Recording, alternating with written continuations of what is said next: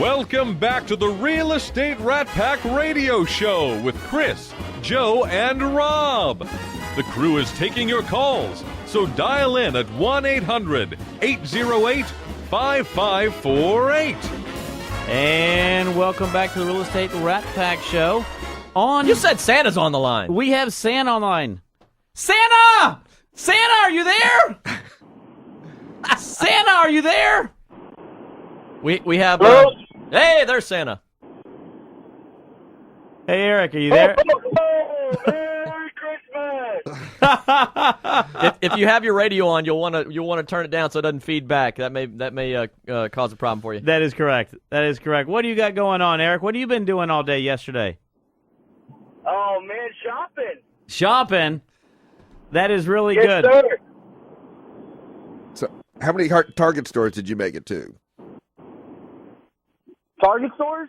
Target stores. How many did you go to? We got to 10 Target stores. Wow. That is amazing. Well, I know you texted me here a little while ago, and you said you had a comment to make in regards to safety. Well, I know during the holidays, as y'all were saying, there's a lot of people, unfortunately, there's a lot of people out there looking for, a quick way to get some gifts for themselves. And I know as showings are concerned, agents do their best to make sure that the house they're showing stays safe and locked up.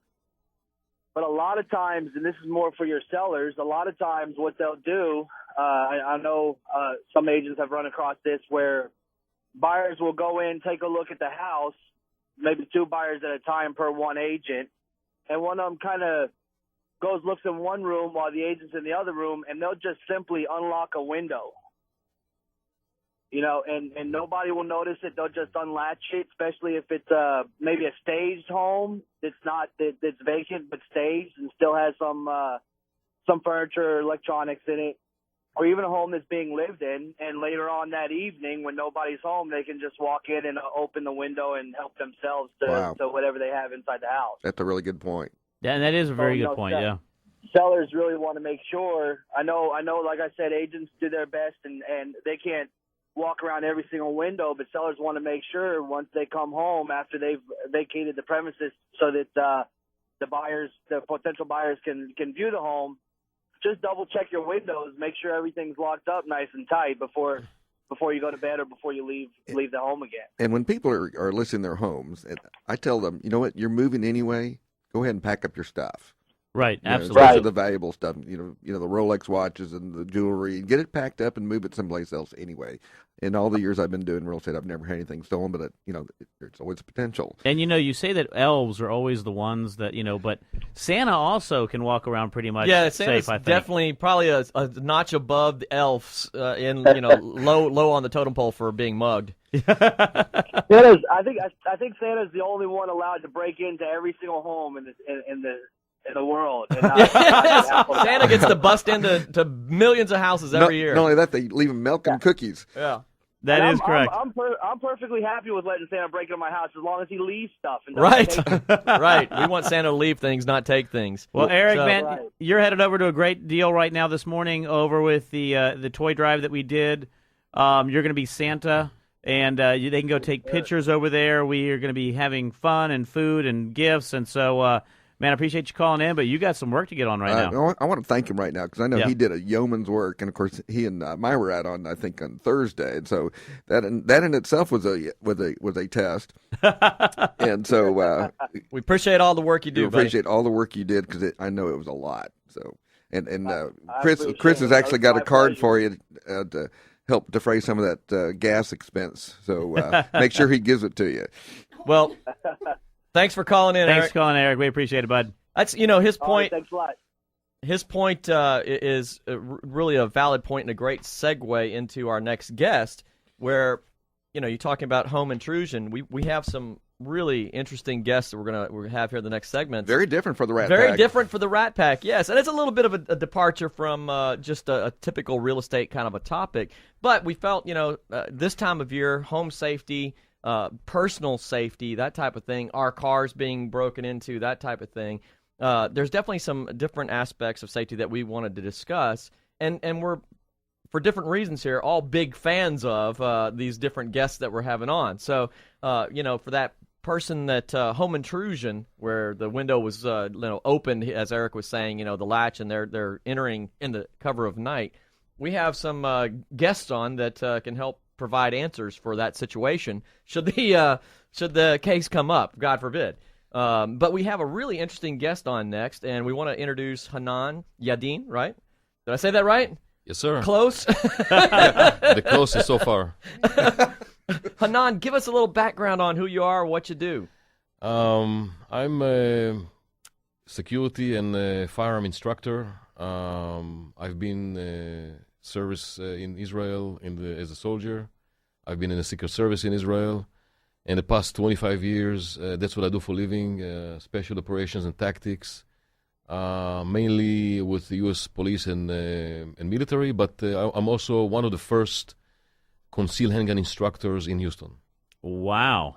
Since So he's got a really 1995. awesome Yeah, try to come background. get us right now, guys. Yeah, and interesting enough, we were talking earlier before the show started, and talking about in Israel, they're already prepared. They're already in that mindset about not being safe, and that the U.S. people in the U.S. are not in that mindset yet. But I think we're working towards that. Can we kind of address some of that? Yes, I think that slowly, the American public started to get used to the fact that it's not all pink and bright anymore, and they have to start to get aware and alert. And eventually, your own security is your own responsibility, number one.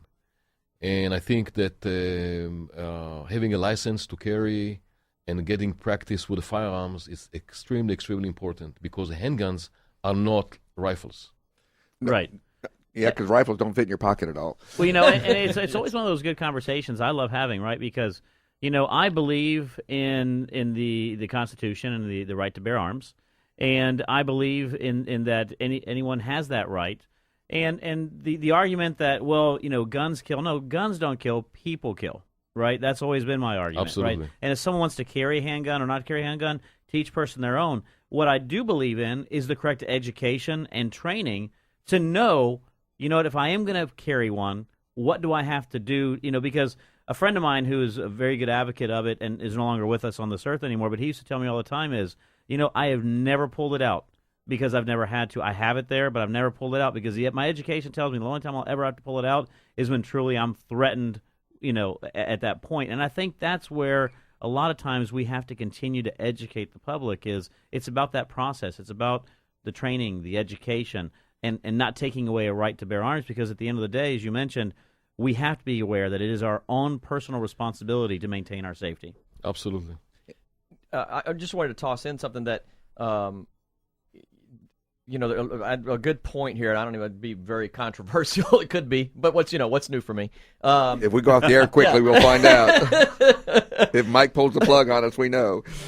Something that was in the news, and unfortunately, our media has a definite bent on political bent. And something that made the news for a short period of time was there was another school shooting in Colorado. Right. And it quickly disappeared out of the media, out of the news. And I think there's a big reason why. One of the reasons why was within 80 seconds, that situation was shut down.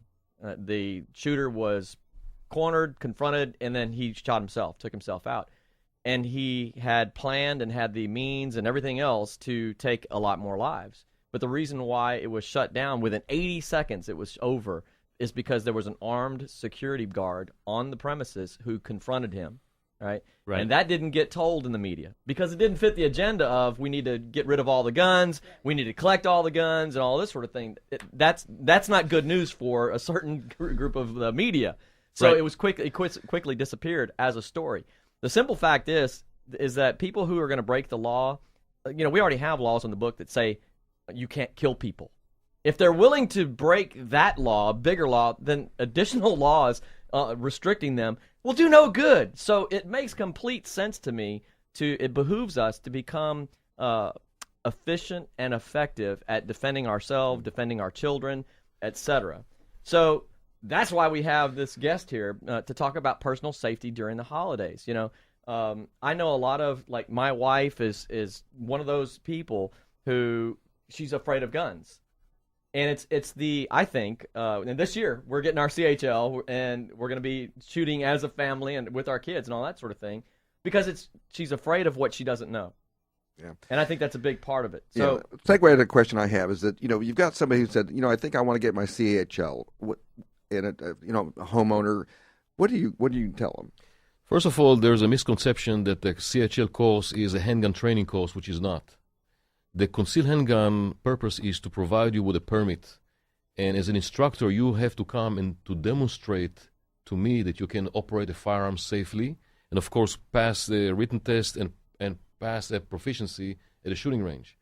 We teach some basic marksmanship, but students must come already with basic knowledge how to operate safely a firearm, and I provide also a preparedness for that, or any other instructor, but I also provide the training prior to the concealed handgun license, and then you come to the concealed handgun license. Yeah, one of the things I've always heard is that, and this is women. Sorry to pick on women's here, but no, go ahead. Is that they'll have a gun in their purse and have a permit to carry it, but then the perpetrator can take that away from them, and then what would have been maybe just a crime ended up being a murder. What do you talk about on that? First of all, it's all about training, about confidence. The more you train, the more you increase your confidence. You know what you're doing. You're more responsible. And the key is number one is prevention.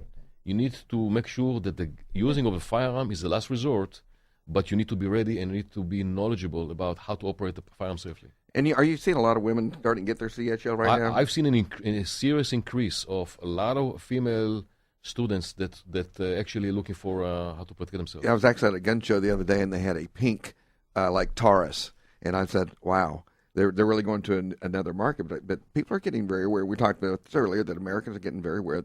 It's a dangerous place out there. Correct. And so when you're carrying, and somebody confronts, and I'm trying to find out I don't have a CHL, but I intend on getting it. You should. I shall.